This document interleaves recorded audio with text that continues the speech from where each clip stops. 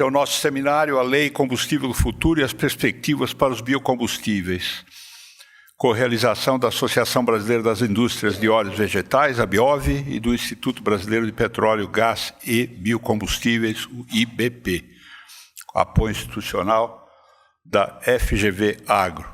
Nós temos mais 3 painéis no período da tarde e a sessão de encerramento com as considerações finais do evento, dos co-realizadores e do apoiador institucional.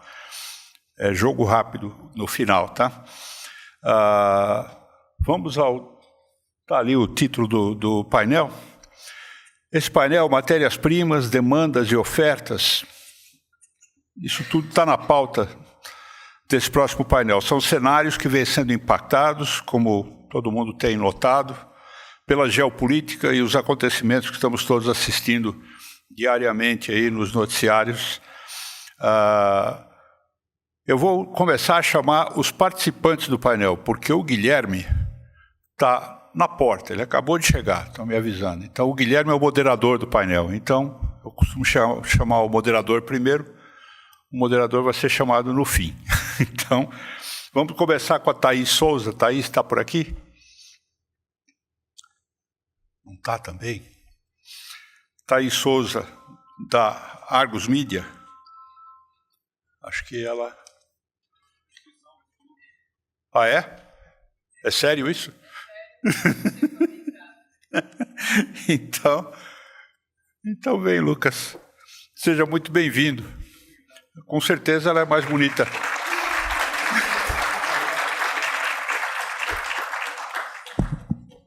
Então, vamos em frente. Darlan Silva dos Santos, por favor, é assessor e coordenador dos assuntos de combustíveis sustentáveis da aviação.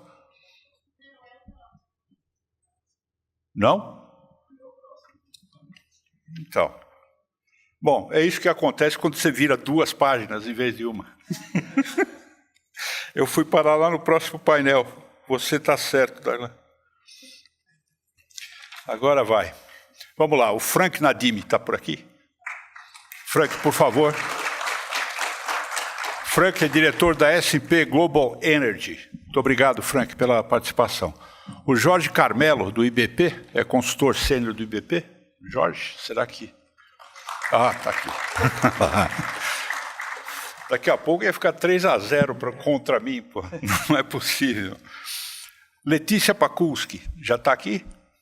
Olha ela aí, beleza. Completando o painel. A Letícia é repórter sênior da Fast Markets. E obrigado, Letícia, pela participação aqui com a gente. Então, por favor, me ajuda aí, se apresenta, você está substituindo a Thaís. Começa você só dizendo quem você é, porque assim as pessoas estão sabendo, porque lá na programação está o nome dela. Bom, perfeito, pessoal.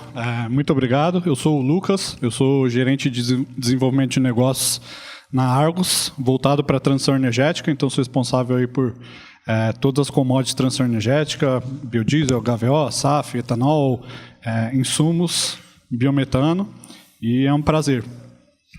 A Argus Media é uma ótima fonte de informações de qualidade. Pessoal, eu vou pedir para vocês começarem, porque cada um de vocês tem uma breve exposição para abrir o painel, né? Quando o Guilherme, que é uma pessoa super informada, chegar, ele entra no embalo do que vocês estiverem fazendo. Vamos começar com você, Letícia, tá? As tuas impressões sobre o tema aqui, né? Tá, tiraram o tema do telão. Vamos lá. Nós vamos falar sobre matérias-primas, demandas e ofertas, certo? Cenários que vêm sendo impactados pela geopolítica e os acontecimentos que estamos todos assistindo, presenciando aí todos os dias. Cada hora vai para um lado, fecha Hormuz, abre Hormuz, bombardeia, não bombardeia, etc. Qual é que está sendo a tua percepção sobre esse momento e os impactos disso para demanda e oferta? Sim, começa contigo. Obrigada, boa tarde, gente. Bom, eu ia falar um pouco sobre a disponibilidade de matérias-primas para HVO e SAF, mas, enfim, toca muito nessas questões geopolíticas que você mencionou, então vou passando um pouco por esses temas. Na nossa avaliação, o Brasil tem disponibilidade de matérias-primas para HVO e SAF, mas disponibilidade não significa folga. O futuro é a competição crescente por matérias-primas, seja a competição interna, principalmente aqui no Brasil com o biodiesel, quanto a competição externa, né? Porque a gente tem mercados globais de combustíveis renováveis que demandam as nossas matérias-primas também, que estão aí saindo para exportação. A gente tem uma base produtiva ampla, que tem no óleo de soja o principal insumo, mas a gente também tem volumes consideráveis de sebo e de gordura recuperada. Por outro lado, também tem uma expectativa de crescimento do DCO, com a expansão do etanol do milho, que tem sido considerável nos últimos anos, e no médio prazo a gente também tem a expansão de outras culturas, né? Macaúba, canola, a camelina, a carinata. Então, o que a gente quer, resumindo, o que a gente quer dizer é que diversidade produtiva não é sobra de matéria-prima.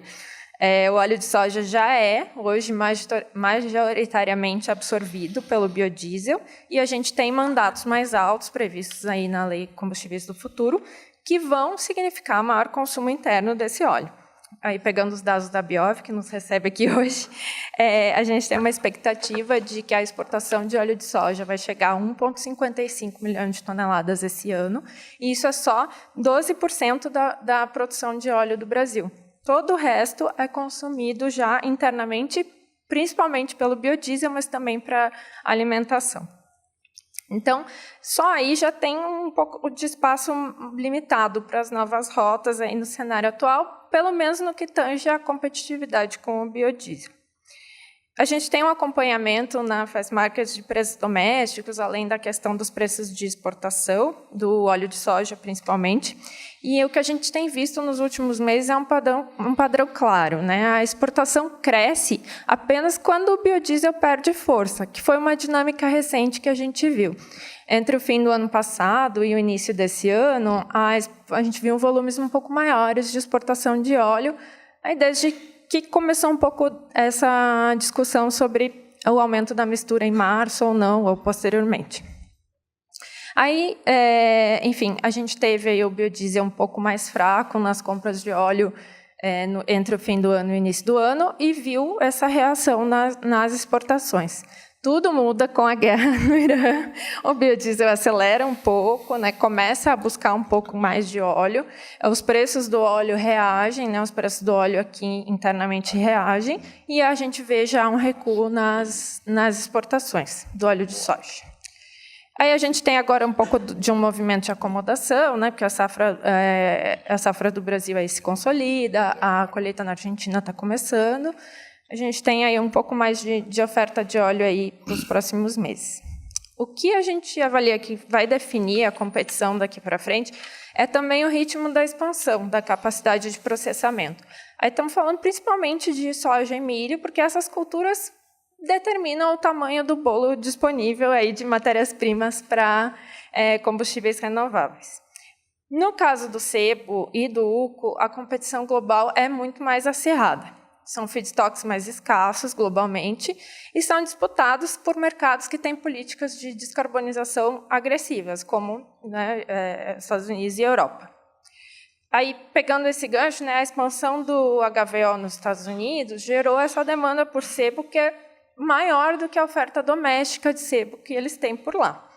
E isso provocou, como todo mundo que está aqui acompanha, o aumento das importações, especialmente do Brasil.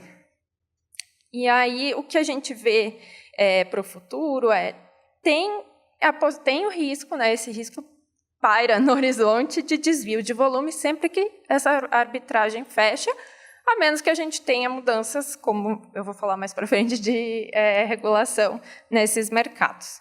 E aí, falando um pouco do que aconteceu no ano passado, a gente teve nos Estados Unidos uma corrida antecipada às importações de sebo no primeiro semestre, viu volumes consideráveis saindo. E aí a gente já tinha lá em abril as tarifas de 10% sobre a importação, que depois, em agosto, tiveram mais uma sobretaxa e foram a tarifa efetiva de 50%. Além disso, mais próximo do meio do ano, a gente teve algumas restrições aí na One Big Beautiful Bill às matérias-primas importadas. Que, enfim, ficou essa discussão do que ia acontecer com as exportações de sebo brasileiro. O efeito de todas essas coisas foi que a atratividade da exportação do sebo brasileiro ela diminuiu, mas ela não zerou completamente. A gente teve algumas situações específicas de sebo indo para SAF com drawback nos Estados Unidos, parte de cargas indo para a Europa também. Mas, enfim, diminuiu bastante esse volume e a indústria do biodiesel acabou absorvendo também bastante volume aqui no último trimestre do ano desse sebo que foi ficando no mercado interno.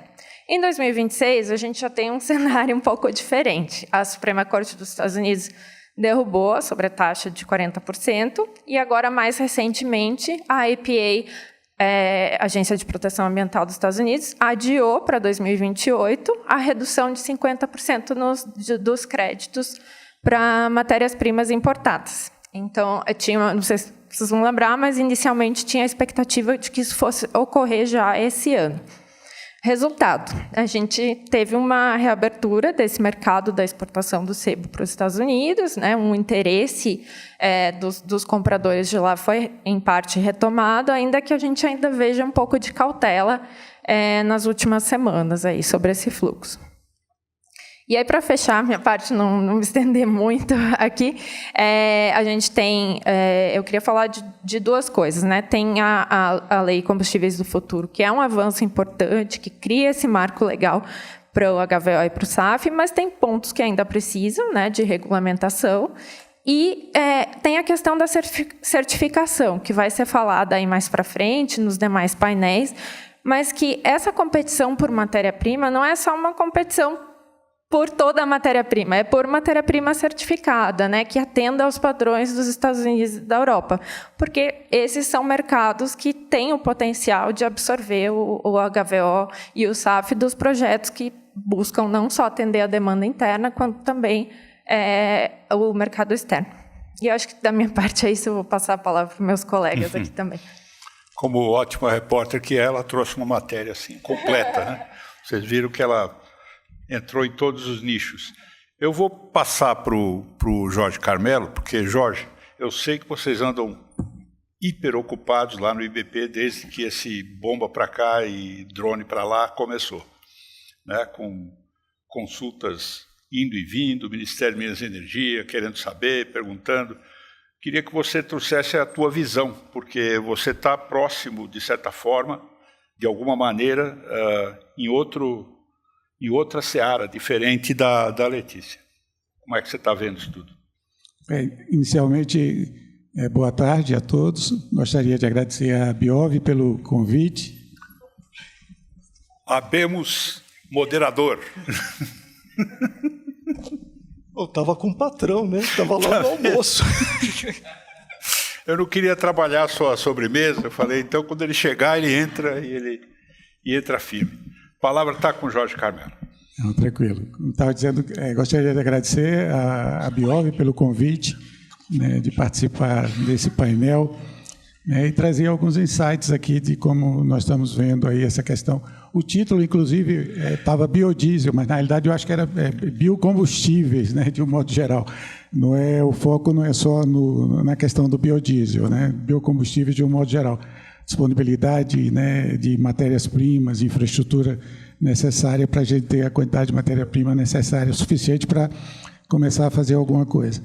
E com relação a essa questão de crise, só um comentário, né, a Carla do IBP, estou vendo, ela está ali, né, o IBP tem vivido aí esses últimos dias, esses últimos meses aí, uma administração de crise frequente, né, principalmente com relação a essa questão da garantia do supply dos combustíveis, né, no Brasil, junto com os órgãos do governo, mas é uma crise em cima de outra crise. Então, não tem sido fácil realmente o dia a dia do pessoal que está mais no operacional, né, do IBP, para ter a garantia que os combustíveis, né, vão chegar em todos os recantos do Brasil, né, de uma forma, né, homogênea, né, e equânime, né. Mas voltando aqui para o tema da palestra, eu acho que ela fez a matéria completa, falou de quase tudo, né? Diminuiu um pouco a nossa responsabilidade aqui, mas eu queria trazer um outro foco, né, dessa questão dos biocombustíveis de matérias-primas, né? Eu estava até conversando um pouco isso antes da palestra. Eu vejo muito a situação no Brasil, e eu vou focar aqui especificamente no caso brasileiro. Eu acho que não é a falta de matéria-prima, né, que nos leva a não ter um volume maior de projetos. E eu não estou falando projetos no pipeline, né? Estou falando projetos efetivamente acontecendo, né, no Brasil, né? A gente está produzindo SAF, ou está já com projetos, né, aprovados, né, e assim, além do FID, né, já em fase de execução. Eu acho que não é a falta de matéria-prima que, de alguma forma, né, nos leva a essa situação atual. Nós sabemos que temos uma série de projetos aí anunciados, e eu falo projetos, né, que merecem toda a confiança que efetivamente isso vai acontecer, né? A gente sabe dos projetos da Petrobras, né, inicialmente a questão do coprocessado, né? Então, Reduc, Replan, né, são anúncios e alguns já em operação, efetivamente. E quando a gente olha o SAF, efetivamente é o que a gente tem hoje a nível real, né, de capacidade de produção de SAF, é o SAF coprocessado da Petrobras, que iniciou com o Reduc. Mas a gente conhece outros projetos já bem anunciados e que com certeza vão acontecer também. A RPR, eu estou vendo ali o Flávio, né, o da RPR com certeza é um dos projetos que vão acontecer, né, nos próximos anos. A gente sabe também desse trabalho maravilhoso que o pessoal da Selen vem fazendo, e aí tem não somente a necessidade da gente ter uma planta, né, de SAF e HVO no Brasil, como também buscando alternativa de matéria-prima, até dentro da linha do que ela comentou, né, desenvolvendo uma alternativa de matéria-prima para a gente não ficar o tempo todo refém, né, de soja. Então, todos os projetos que a gente vê no Brasil de SAF e HVO, a gente vai sempre em cima da soja, porque a soja é que tem a cadeia mais bem estruturada, né, e que tem a garantia, né, perene do fornecimento dessa matéria-prima. E aí a gente vê a Selen buscando desenvolver a macadâmia, que é uma iniciativa que merece todo o nosso aplauso, né, porque a gente precisa de ter alternativas. Mas não é a falta de matéria-prima que, de alguma forma, né, inibe ou faz com que as decisões, né, de investir naqueles projetos, naqueles biocombustíveis aconteçam. Eu acho que tem alguns pontos nessa cadeia que precisam evoluir, né, e estão evoluindo, né, ainda bem que estão evoluindo. A questão regulatória, a gente sabe que tem ainda, né, muito a fazer aí pela frente. O decreto, por exemplo, o decreto do SAF ainda não foi publicado, nós ainda não temos um decreto publicado, esperamos ter nos próximos dias, né? Eu estou vendo o Darlan ali, né? Ninguém mais do que ele que vem lutando para que isso aconteça efetivamente. Então, a gente precisa ter o decreto, porque é o decreto que vai dar os principais guidelines, né, para quem quiser investir, né, e produzir no Brasil. Então, o decreto é fundamental. Mas não é só o decreto publicado ainda vai exigir, né, um trabalho bastante árduo, né, pela frente, principalmente da ANP. A ANP ainda vai ter muita coisa a fazer, né, o pessoal ali da Edneia, do Fábio, né, vão ter ainda muito, né, muito a fazer a nível de preparar o ambiente regulatório para poder atender, né, o SAF especificamente, a ANAC também. Mas eu também não vejo muito, né, o elo final, a ponta final da cadeia, né, quando a gente tenta enxergar off-takes, né, contratos efetivamente já fechados, e a garantia, né, do uso do produto através de contratos. Então, eu acho que a gente ainda tem alguns pontos importantes, e para mim esses são os principais pontos que de alguma forma inibe, né, ou ainda incentiva nem tanto a empreendedores, né, efetivamente colocarem mais projetos aqui no Brasil para a produção de biocombustíveis. E eu não estou falando de etanol, biodiesel, eu estou falando fundamentalmente de SAF, de HVO, né, e desses outros combustíveis alternativos que a gente tem visto aí ao longo do tempo. A gente precisa ter garantia de off-take, a gente precisa ter garantia de consumo, a gente precisa ter o ambiente regulatório e o ambiente legal plenamente definidos e claros para fazer com que as pessoas invistam nesse segmento. Bom, então, assumindo aqui, obrigado, viu, Ademar, por ter coberto, mas acho que isso aqui, Jorge, é um bom ponto aqui de você falar que você não vê problemas aqui com relação à oferta, né? E aí eu acho que é um ponto aqui para a gente exatamente perguntar o que os sinais, os preços aí estão realmente indicando. Temos ou não temos um problema com relação à oferta, né? E olhando exatamente o que a gente viu no início, né, da apresentação pela EPE, mostrando exatamente o que tem o Brasil de evolução no consumo dos diversos biocombustíveis, se temos exatamente a matéria-prima necessária. Essa questão da soja com relação à SAF preocupa muito, né? Quando você vê que o Brasil perdeu o momento, né, de discutir da soja entrar também como uma matéria-prima, principalmente pensando ali em termos de cerrado, como uma fonte de oferta de matéria-prima para o SAF. Então, eu queria ouvir de vocês aí o que vocês acham com relação exatamente a esse futuro que está aí se avizinhando. Os preços estão indicando isso, vamos ter escassez, o que precisa? E tem um outro ponto, a questão também de para onde, se precisar expandir, vai expandir. E aí temos uma questão que o mercado internacional tem contado muito, que é a questão do não desmatamento e tudo mais. Então, como é que o setor vai atentar para isso? Podem, como quem quiser. Eu acho que um ponto muito interessante de comentar, e aí corroborando um pouco aí com o que foi dito, é toda a questão de regulação, né? Então, por exemplo, hoje o que a gente vê na Europa, a gente vê mandatos muito mais agressivos com o RED 3, mas você vê também muitas limitações nas formas de feedstocks que você pode usar. Então, existe toda uma categorização desses feedstocks. E na Argos, a gente tem um estudo que é bem interessante, que a gente chama do grande gap, né? Porque quando você começa a avançar no que está previsto de mandato e o que tem de feedstock, que a União Europeia vai poder consumir, lá em torno de 2028, você começa a ter um gap muito grande. Por quê? Porque você começa a bater nos caps, então você tem limites para o que é crop-based, o que é waste-based, mas você não tem um cap para o que é o advanced, que são as matérias-primas que você tem mais liberdade para usar. Porém, essas matérias-primas são advanced, elas têm uma limitação muito maior. E isso é interessante, que a gente tem visto agora um pouco de discussão regulatória e uma revisão um pouco do o que pode ser considerado advanced ou não. E aí as matérias-primas elas têm mudado de caixinhas. Então, muito recentemente você viu a Alemanha considerando o TCO, né, o óleo de milho, como advanced. Então, seria premiado. Você tem uma discussão grande entre considerar a canola, por exemplo, a canola de inverno brasileira, como advanced. Então, eu vejo que ainda existe bastante espaço para discussão. Não existe uma bala de prata, então não existe um único feedstock que vai conseguir dar conta de todo o volume, principalmente quando você vai avançando aí nos anos.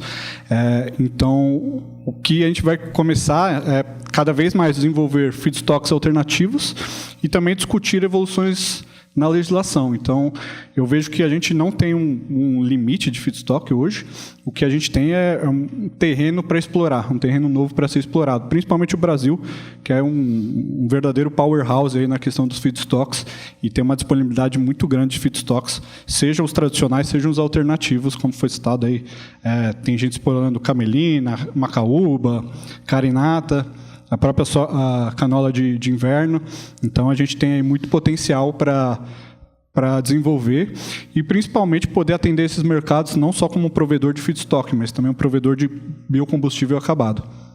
Só aproveitando aí sobre os pontos regulatórios que você acha que a gente poderia avançar exatamente para poder, inclusive, promover esses feedstocks dos quais nós temos aí reconhecimento e eles podem avançar. Alguma coisa que você gostaria de destacar sobre isso? Olha, eu acho que tentar avançar aí num sentido mais internacional, aí, tentar ter principalmente uma conversa maior com os outros frameworks que existem, então framework europeu, framework americano, para a gente conseguir atender esses mercados não só como provedor de feedstock, mas também como provedor de biocombustível acabado. Perfeito. Bom, Fran, vamos passando aí para você sobre esse ponto aí. Teremos ou não teremos aí um problema com relação à oferta? A oferta vai seguir exatamente essa demanda que está escalonada, né, já está contratada. Claro que nada escrito sob pedra, mas se tiver contratada, a gente tem um cenário aí de aumento generalizado na demanda por esses feedstocks. Como é que está a sua posição sobre esse ponto? Boa tarde a todos, sou Frank, estava escrito aqui S&P Global Media, não sabia que a gente mergeu nossas empresas, mas S&P Global Energy, tá? Mas tudo bem. Eu vou mostrar um pouco, talvez um pouco contrário do que foi dito, já é mais a parte geopolítica, mais focada em matéria-prima. Na minha opinião, a situação mudou muito nos últimos meses, como todo mundo sabe, mas eu acho que essa tendência já foi iniciada no ano passado, e é Energy Security. Eu acho que a relevância da matéria-prima como um dos destaques de biocombustível está diminuindo rapidamente. Por que isso? Se a gente está olhando, o hemisfério norte está tentando manter os mandatos muito altos de biocombustíveis avançados, né, sendo SAF e RD, etanol celulósico ainda está lá, mas todo mundo sabe que tem dificuldade. E a matéria-prima fica mais no hemisfério sul, junto com grande produção de etanol e biodiesel, como o Brasil, como powerhouse, né? Eu acho que as duas regiões principais para biocombustíveis avançados ainda são os Estados Unidos e Europa, e eles estão se protegendo cada vez mais, né? Eu acho que Estados Unidos, não tanto com a chegada do Trump, mas o EPA já estava iniciando essa tendência nova. Eles estão abaixando o RIN para 50% a partir de 2028 para matéria-prima exportada, ou seja, vão limitar ainda mais a importação da matéria-prima. E o CFPC, ou 45Z, eles estão dizendo que é só para matéria-prima americana. Porque eles estão fazendo isso porque republicanos querem manter o voto no Iowa e no Midwest, basicamente, e os biocombustíveis, na verdade, são um tipo de subsídio para a agrícola americana, não o contrário, né? E os petroleiros grandes nos Estados Unidos estão mantendo porque ainda é um volume bem pequeno que eles conseguem controlar, e eles ainda conseguem pegar parte do dinheiro também. Então, os Estados Unidos estão se protegendo. Europa, por enquanto, na minha visão, ainda mantém os mandatos altos, bem altos. Se você está olhando o SAF em 2050, 70% do jet consumo, é um volume considerável, vamos dizer. Tem matéria-prima? Não tem. Mas eles também não querem liberar matérias-primas bem adequadas, na minha opinião, por exemplo, óleo de soja brasileiro. Por quê? Porque eles também querem proteger os próprios fazendeiros da Itália, da Alemanha, Ucrânia, estão olhando, e Paris é o grande ganhador de tudo isso, né? Então, mais proteção. E mais um problema, está faltando dinheiro. Grande parte do dinheiro europeu, os fundos do Bruxelas, estão indo para a defesa agora. Eles estão gastando um monte para manter uma ilusão, na minha opinião, de ter um exército europeu, que não existe, mas muitos fundos estão sendo redirecionados. Uma planta, por exemplo, do Volkswagen vai ser reconstruído, não para fazer carros, mas para fazer tipo de armas, né? Então, eles estão reinventando, basicamente, a indústria europeia. Então, tem suficiente dinheiro para pagar toda essa diferença entre SAF e jet fuel, por exemplo, com um preço de EU ETS de 80, 100, 125 euros por tonelada? Eu tenho minhas dúvidas. Então, eu acho que eles vão se proteger. A Ásia, no outro lado, não tem suficiente matéria-prima, eles querem trabalhar muito com países como o Brasil, já tem trade agreements, por exemplo, Japão, Coreia do Sul, Singapura, são grandes focos para o Brasil. Só que o carbon credit lá é um pouco baixo, então eles têm que elevar isso para compensar a parte do SAF, né? Então, voltando nisso na matéria-prima, eu acho que o Brasil tem que focar muito no trade agreements, porque você pode ter a matéria-prima mais competitiva do mundo, você pode ter os melhores processos, a parte de exportação, os portos, etc. Mas se os países compradores, onde tem a demanda de SAF fora do Brasil, não querem o seu produto, nada vai acontecer e os investidores não vão vir. Então, concordo muito com meu amigo Carmelo, dizendo que matéria-prima não é inibitor de ter mais plantas industriais aqui, né? Então, eu acho que tem que focar muito nessa parte de trade agreements e dizer assim, o mundo tem matéria-prima abundante, entre aspas, mas qual é a parte mais barato? Porque vai ter o marginal cost curve, onde todo mundo vai pescar no primeiro UCO mais barato. Todo mundo quer esse. Europa, por exemplo, vai pagar um premium pelo UCO porque não existe lá. Daí, quando o UCO barato acaba, vai para um outro tipo. Beef tallow vai subir o preço. Quem quer comprar ainda? Então, basicamente, o custo de matéria-prima, durante o tempo, quando tem mais SAF e RD sendo produzido, vai subir, e aí precisa entrar alternativas como macaúba, camelina, já foi mencionado, mas tem uma dificuldade de fazer um scale-up, tanto pelo trabalho junto com fazendeiros, porque eles não conhecem esses culturas, e tem a parte de financiamento que também é necessário. Então, são obstáculos que têm que ser resolvidos antes do Brasil realmente pode começar a fornecer SAF e RD para o mundo. Excelente, Frank. E posso só complementar por favor, Carmelo. Só reforçando um pouco do que o Frank comentou, se tem algo que é, vamos assim dizer, meio comum hoje na visão tanto americana, europeia, né, e brasileira, eu acho que vem como consequência, é a questão da intensidade de carbono, né? É o CI, o famoso CI, como eles falam, né? Então, isso hoje tem muito valor e agrega muito valor. E esse pode ser um grande driver, né? No caso nosso aqui do Brasil, pensando não necessariamente somente mercado interno, mas tendo uma visão de mercado externo. E o que eu quero trazer com isso? Se a gente pega o modelo americano hoje, depois do OBB, né, pegar o 45Z, né, por exemplo, né, quer dizer, ele coloca todo mundo ali numa mesma lógica a nível de intensidade de carbono. Quando a gente olhava o SAF antes, quando era ainda 45B, né, o SAF você tinha $1,25 por galão, com mais $0,50 por galão, então você conseguia chegar até $1,75 por galão de benefício, né? Fora, e ainda você ainda podia acrescentar o do Califórnia, Oregon, né, Washington, dependendo do local onde você produzisse nos Estados Unidos. 45Z chegou e tirou esse 0,50 como prêmio exclusivo do SAF, jogou o SAF para $1 por galão, mas, obviamente, né, valorando a questão do CI contido ali, fora o que você pode agregar, né, com os outros benefícios estaduais e de outras regiões nos Estados Unidos, né?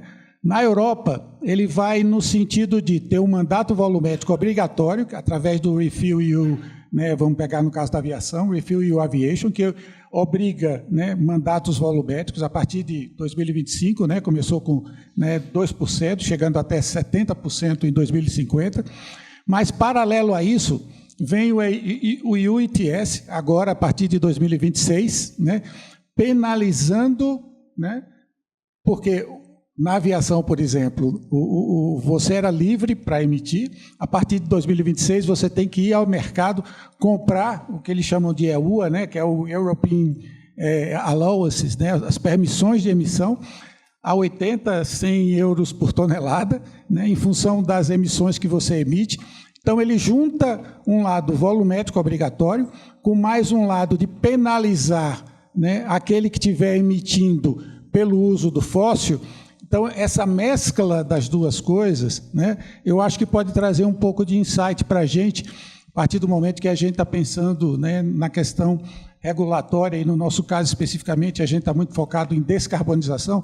Os nossos volumes são pequenos, né, a nível de consumo, quando a gente fala de aviação, por exemplo, mas pegar um pouco da mescla desses dois mundos, né, e ver que, acima de tudo, né, e eu acho que isso faz todo sentido, a valoração em função da intensidade de carbono contida, né, na matéria-prima e ao longo de toda a cadeia, né, de todo o life cycle, né, ao longo de toda a cadeia, isso é o que efetivamente tem valor hoje e vai ter valor cada vez mais.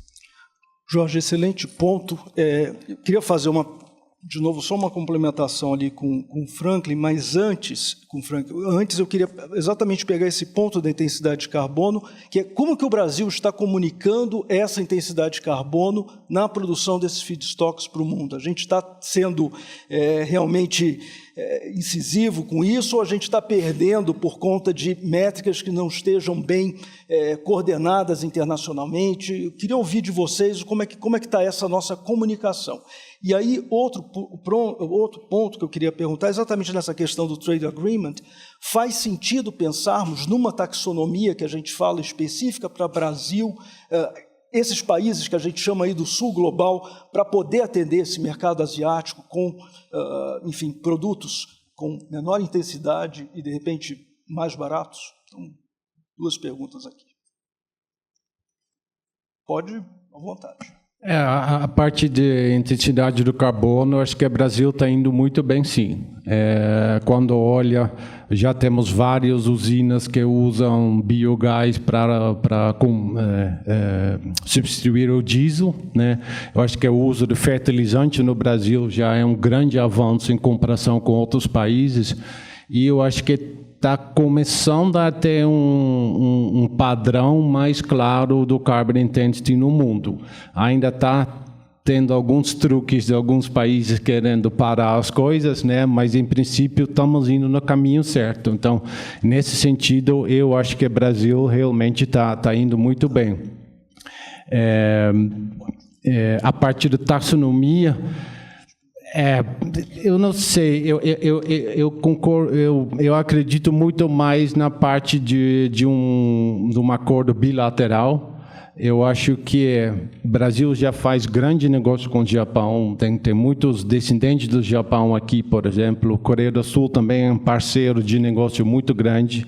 Então, eu acho que o governo poderia incluir um pouco mais a parte de biocombustível dentro de outros esquemas, por exemplo, do agronegócio, que é um dos grandes partes da exportação brasileira, né? Então, eu não confio muito em regras, taxonomia, porque coloca limites nas coisas e nas conversas. Eu acho que os governos realmente têm que avaliar qual é o ponto forte do Brasil, qual é o ponto forte do Japão, o que falta dos dois lados e fazer um acordo assim.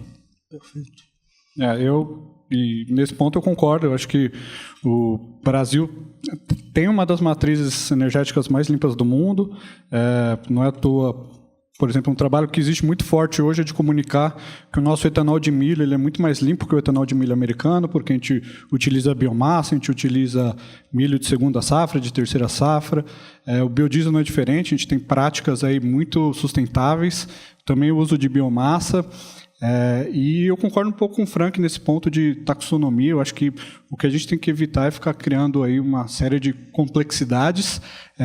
O maior cuidado, acho que o Brasil tem que ter a gente tem que ter acordos bilaterais, trilaterais, com quem seja, mas tomar cuidado para que nenhuma regra criada por um governo seja de outro lugar, que é mais tailor-made para, por exemplo, para a Europa, seja aplicada aqui no Brasil, onde nem sempre vai ser a mesma realidade, né? Por exemplo, toda aquela discussão de food versus fuel, e aqui a gente tem espaço para food and fuel, então tem que tomar cuidado para não receber essas regras de outros lugares que não se aplicam aqui.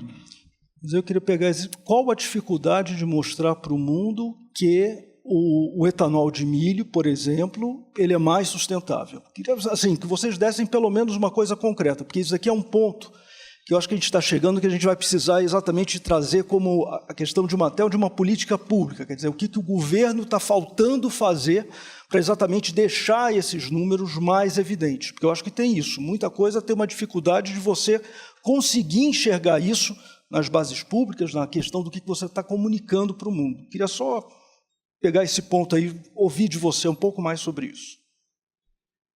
Eu acho que aí passa um pouco pela uma coordenação dos setores, né? Eu acho que seria o setor todo trabalhar em conjunto para comunicar isso junto com o governo e fazer uma comunicação aí em grande escala, mostrando aí todo o controle que já é feito no Brasil, todo o rastreamento de cadeia que já existe, todas as práticas sustentáveis que a gente tem e a gente realmente aí divulgar para o mundo o que o Brasil já faz.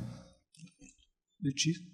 Não, eu só ia comentar que tem um trabalho interessante, né, da Embrapa, da medição, né, da intensidade de carbono, Sim. nas diferentes culturas, que já vem de um tempo aí, de várias cadeias, e que também tem a própria movimentação da cadeia de soja, né? A gente já viu uma planta aqui no Brasil ser certificada para a SAF, a soja aqui indo sendo uma matéria-prima certificada para a SAF, e eu acredito que isso vai acontecer cada vez mais com frequência, mas vai sempre nessa questão de comunicar realmente que aqui não existe essa questão, como em outros lugares do feed versus fuel. Aqui os biocombustíveis realmente eles têm um papel importante aí na criação de alimentos, com farelo, né, que tem tá aí, seja com farelo de soja, seja com farelo de milho. A gente está vendo uma expansão aí, né, uma absorção do mercado do Sudeste Asiático pelo farelo brasileiro, pelo farelo sul-americano em geral. A gente está vendo uma série de aberturas de mercado para o DDG, a China e diversos outros mercados que a gente viu nos últimos anos. Então, tem um movimento de mostrar cada vez mais que o farelo vem junto, né, com o biocombustível. Perfeito. Talvez um comentário sobre isso. Eu acho que o papel de governo é muito importante, mas tem até um certo ponto. Eu acho que o Brasil tem que lidar com o fato de quem não quer ouvir não vai ouvir de qualquer jeito. Então, procura quem quer ouvir. Porque eu acho que, e aí eu volto para a Energy Security, se você quer convencer um americano que a intensidade do carbono do Brasil é a melhor do mundo, você pode tentar por 10 anos, eles não vão aceitar. Né? Olha o que aconteceu com a iLook dentro do Corsia, por exemplo. São coisas pequenas, mas que demonstram quem não quer ouvir não vai aceitar de qualquer jeito. Então, eu acho que a parte da Energy Security que vai ser muito forte dentro da Asia Pacific nesse momento. Né? Eu acho que todo mundo está olhando o Estreito do Hormuz, mas se você olha o Estreito de Malacca, lá perto da Indonésia e Malásia, onde passa 23 milhões de barris por dia de óleo, se fechar isso, a Ásia tem um grande problema. Então, eu acho que foca no quem está no mesmo patamar que o Brasil, que é um importador de gasolina e diesel, por exemplo, e faz um acordo com esses países que realmente querem mover. Aí eles aceitam óleo de soja, aí eles aceitam a intensidade do carbono. Por favor. E eu queria só complementar isso que o Frank comentou, né? Falar com quem escuta, né? Quer dizer, quando a gente olha o crescimento desses combustíveis alternativos aí nos próximos anos, aí tem vários estudos da Platts, da Argus, que mostra, por exemplo, o caso do SAF. Né? Eles apontam o SAF como desses combustíveis alternativos, biocombustíveis, provavelmente o que vai mais crescer até 2050. E aí ele coloca biodiesel, diesel renovável, etanol, todos eles, né? E volumes maiores. E dá para entender um pouco por que isso, né? Na realidade, todo o resto que está muito focado no transporte rodoviário vai ter uma competição muito grande com a questão da eletrificação. Na aviação, isso ainda vai demorar um pouco mais de tempo, né? Então, olhar o segmento, né? O segmento que efetivamente faz sentido você efetivamente apostar. E quando a gente vê a nível de crescimento de volume, demanda no mundo, né? Um dos que vai puxar essa demanda cada vez maior é justamente a Ásia. E aí traz um pouco do que o Frank comentou, né? Quer dizer, a Ásia vai ser o grande consumidor disso aí, desses combustíveis alternativos. E mesmo dentro da realidade global, né, você vê que as instituições que congregam a aviação internacional e a navegação internacional são órgãos que guardam uma certa independência. a independência meio que entre aspas, mas guardam uma certa independência. Então, a gente vê, por exemplo, o CORSIA, né, ICAO CORSIA, ele não exclui de cara, né, esses biocombustíveis de primeira geração, essas matérias-primas de primeira geração. Ele quer que você atenda o que ele define como os preceitos básicos no aspecto de redução de emissões e nos aspectos de sustentabilidade. Se você atendeu aquilo, se você usou soja, se você usou etanol de primeira geração, o que você usou, ele não está preocupado com isso. Tem que estar também dentro da linha deles, do que eles chamam de combustíveis elegíveis, né? Mas estando ali, você pode usar. Agora, você tem que atender, né, os preceitos definidos. A IMO também, até agora, até onde eu sei, também não colocou nenhuma restrição de cara, né, a esses biocombustíveis de primeira geração. Então, eu acho que indo por aí, como falava na minha juventude, comer pelas beiradas, né? Eu acho que a gente tem que sair comendo pelas beiradas. E uma coisa que o mundo hoje, isso para mim é muito claro, muito claro. Se tem uma coisa que é clara para mim hoje, tem muito pouca coisa que é claro, né? Eu sou engenheiro de formação, então eu sempre tenho dúvida das coisas, né? Então é que o mundo enxerga o Brasil, né, como o grande celeiro a nível de matéria-prima, de biomassa, né, esse bioma gigantesco que a gente tem aqui. Isso o mundo todo enxerga. Não adianta, não é questão de presidente A, de presidente B, de presidente C. O mundo enxerga o Brasil como um grande potencial. E para a gente se desenvolver nisso, eu acho que a gente tem que pensar no mundo. O mercado, infelizmente, o nosso mercado interno é muito pequeno. Quando a gente olha o SAF, né, o mercado nosso é muito pequeno. Então, pensar em SAF, por exemplo, isso vale também para a Gaviol, vale para todos os outros, e metanol, amônia, hidrogênio, o que seja. A gente tem que pensar no mundo também. Agora, tem que pensar em nós aqui sermos o provedor disso aí. E agregando valor cada vez mais, descendo na cadeia. Não é só ficar no combustível, né? É descer um pouco mais na cadeia, agregando mais valor ao longo de toda a cadeia.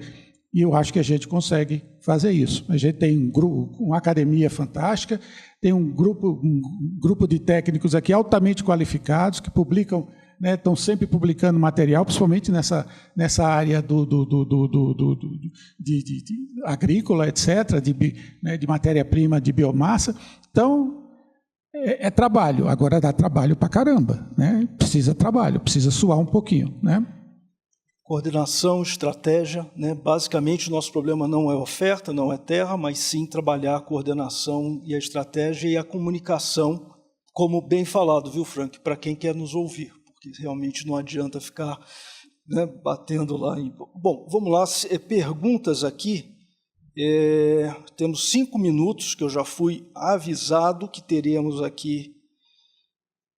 Não temos, então eu vou fazer o seguinte, vou passar aqui um minutinho final para cada um de vocês fazer uma reflexão aqui sobre o nosso debate. Letícia, por favor.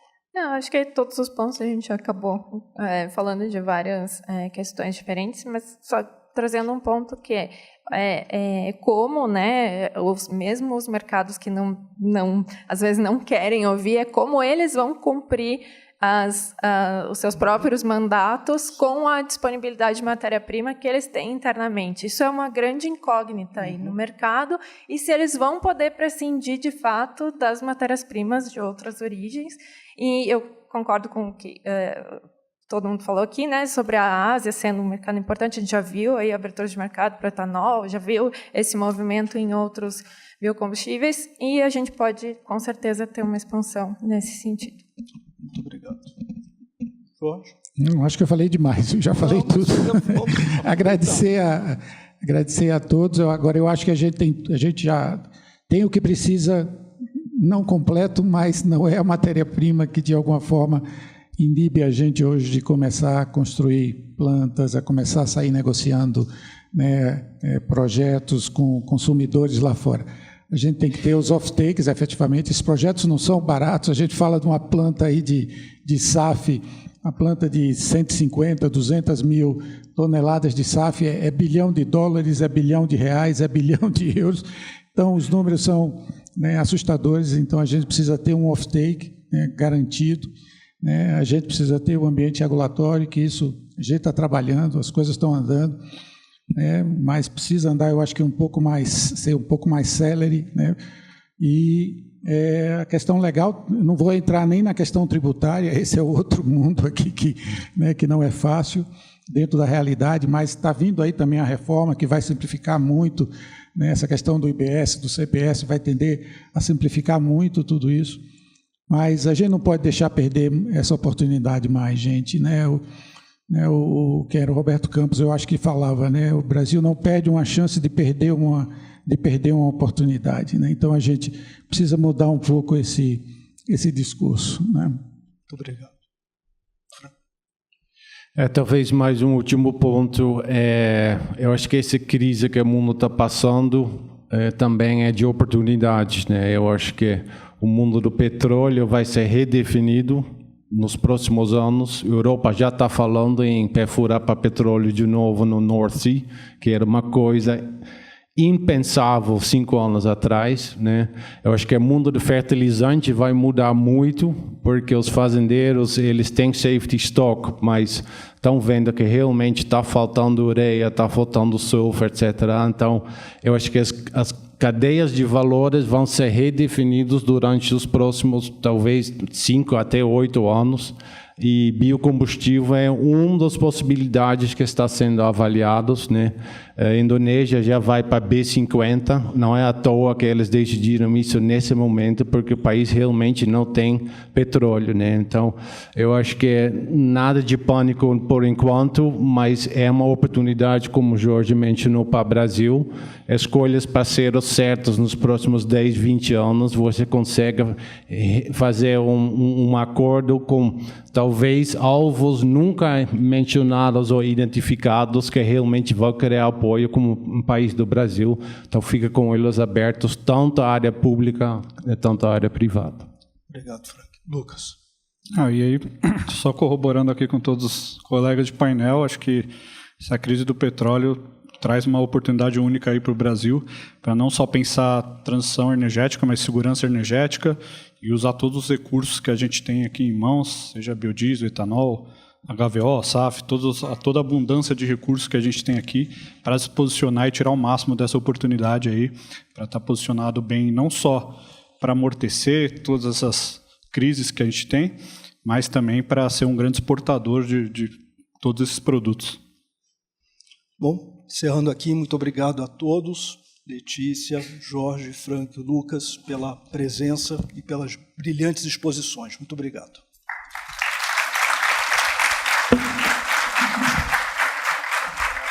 Muito obrigado, Guilherme. Obrigado a todos os participantes do painel.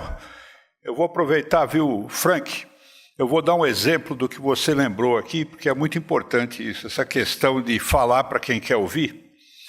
Há alguns anos atrás, eu tive a oportunidade de receber o Tim Sertinger, que foi o sujeito que desenvolveu, para mim é uma teoria só, mas tem gente que acha que é fato consumado, do iLook.